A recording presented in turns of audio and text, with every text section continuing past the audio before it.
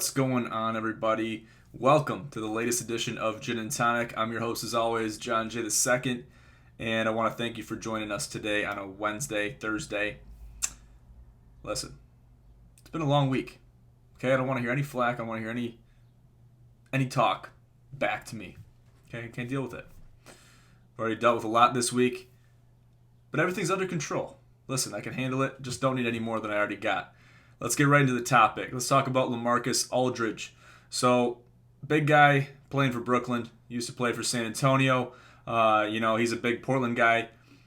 Recently retired abruptly from the NBA after having a irregular heartbeat during a game, which was a big scare for him, and it took him by surprise.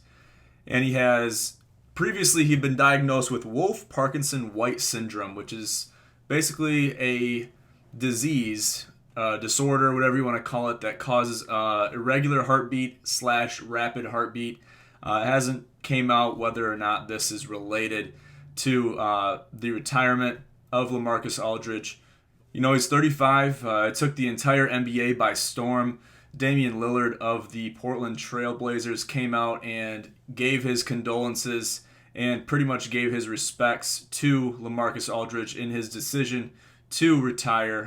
Basically, the whole thought process behind Aldridge and his retirement is that he wants to take his health and make sure his health is the top priority compared to, competing on the basketball court. Now he's 35, so, not super old, but also not the youngest player out there on the hardwood. So he wants to take things, a little bit slower, put things in perspective a little bit. So I definitely respect his decision. Now, he just joined the Brooklyn Nets on March 28th, less than a month ago. So it kind of, surprised people after he got the buyout from San Antonio. People were like, whoa, okay, this guy's coming to Brooklyn. They're trying to really build a dynasty over there at Brooklyn. They got KD, Kyrie. They got Blake Griffin, which is probably going to fill the shoes of LaMarcus Aldridge down low as a big man. But it's definitely a hole. You got James Harden over there. But there's been some shakiness over there in Brooklyn after having a hot streak. I seen him. I took him last night plus 8.5 or plus 8. I forgot who they played, but I took him plus 8. That's basically, you never see Brooklyn plus 8 unless they're struggling, unless they're missing people or whatever they're doing. They're struggling somewhere, somehow, some way. So we want to see a little bit of a fixer-upper there going into the summer and going into the rest of the season. Switching gears a little bit, let's talk about gin picks. So gin picks, they've been really fun. Started them up mid-February. We are now 2 months in with gin picks. So we still have 10 months left before we close out the calendar year. I believe it's February 16th that the date is the start date. So we're going to go from whenever that start date was until that date next year. Basically see where we're at, see where our records are at between the Beeper and I. We both stand right now at a 147 KD. Took a little bit of a hit yesterday. The MLB doubleheaders weren't really too friendly to me. They were friendly to the Beep, but not to me. Also, NBA kind of hurt me a little bit. I did cover on that Brooklyn game, but there was a lot of games that didn't really pan out the way that I expected them to. So hopefully we can bounce back and really, dial it in for today's games going into tomorrow. I have a huge slate of games, so make sure to tune in and check out our Twitter account. They're always posted on there sometime between 10 and 2 p.m. Between 10 and 2 p.m. they are posted on our Twitter account. Sometimes they're posted on Facebook. They don't always get posted on Facebook, but sometimes they do.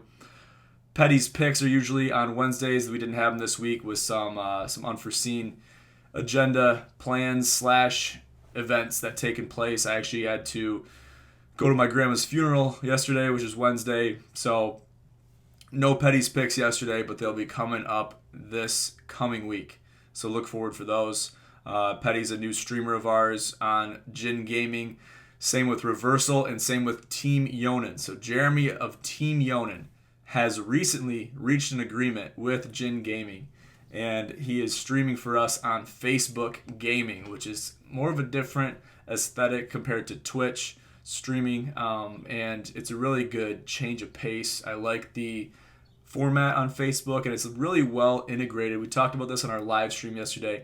It's very well integrated with our Facebook page and our entire model that we've formed on Facebook. So it's easily, we're easily able to share his post, his stream while he's live, and then our followers and people that follow our page and also that are friends with us personally can see his stream and really get notified when he's live, and it gives outreach for everybody. So go check out Team Yonan, give and show him some love, and we're really excited what he's going to be capable of doing. So big stuff on the way and big stuff happening, big news all over the place. So I want to keep you guys in the loop.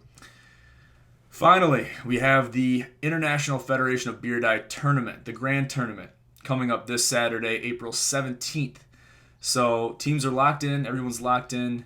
Most of the teams are paid, and everyone's going to wind up being paid. Whoever's paid by the end of tomorrow will be locked in. Anyone who doesn't pay by then will be kicked out.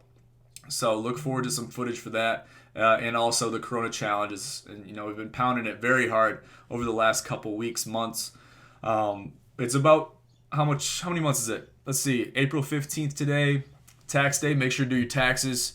We're just about 2 months away. So April, May, June. June 19th is the date of the Corona Challenge. Make sure to get signed up. There is going to be some spots. It looks like that is going to be, following April 15th. But whether or not there'll be a price increase is yet to be determined. So whatever you got to do, get involved and get a hold of Tony or I if you want to be a part of the Corona Challenge. It's a summer tradition, and it's for a great cause. So get involved and be a part of it. I'll leave it at that, guys. Thank you for tuning in to this edition of Gin and Tonic. I'm your host, as always, John J. II. Have a great night.